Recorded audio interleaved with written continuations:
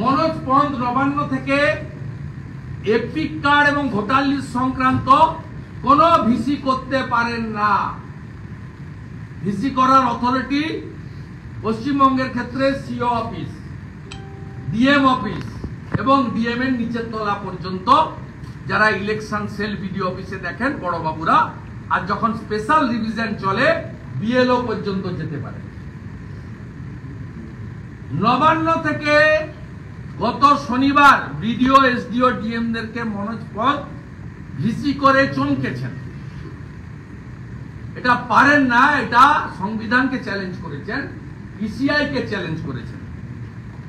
আপনি বলতে পারেন না, আজকে ভার্চুয়াল করে বলতে হবে মুখ্যমন্ত্রী যে ভয় দেখিয়েছেন এআরওদের, ডিএমদেরকে কেউ যেন ভয় না পায়।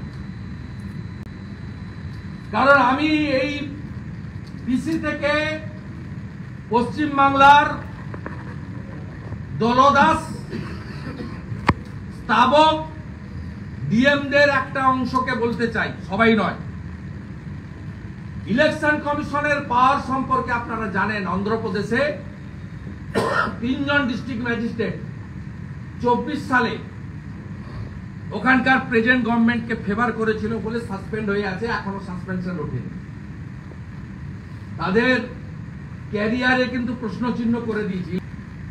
আমরা বলেছি অন্যায়ভাবে হিন্দি স্পিকিং এবং মতুয়াদের টার্গেট করে যদি ভোটার তালিকা থেকে একটা নাম বাদ যায়, পশ্চিমবঙ্গ হচ্ছে মিনি ইন্ডিয়া, নানা ভাষা, নানা মত, নানা পরিধান, বিবিধের মাঝে দেখো মিলনময়।